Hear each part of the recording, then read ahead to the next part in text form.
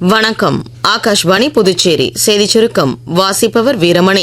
கடந்த 11 ஆண்டுகளில் நாட்டில் விவசாய ஏற்றுமதி கிட்டத்தட்ட 2 மடங்காக அதிகரித்துள்ளது என பிரதமர் திரு நரேந்திர மோடி தெரிவித்துள்ளார்.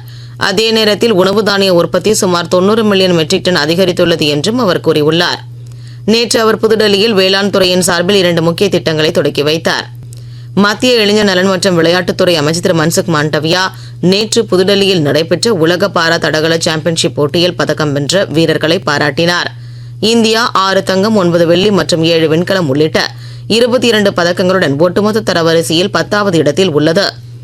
பிரதமர் திரு நரேந்திர மோடி நேற்று புதுச்சேரி பகுதி காரைக்காலில் 130.17 கோடி ரூபாய் மதிப்பிலான திறன்மிகு மற்றும் ஒருங்கிணைந்த மீன்பிடி துறைமுக அபிவிருத்தி திட்ட விரிவாக்க பணிக்கு காணொலி காட்சி மூலம் அடிக்கல் நாட்டினார்.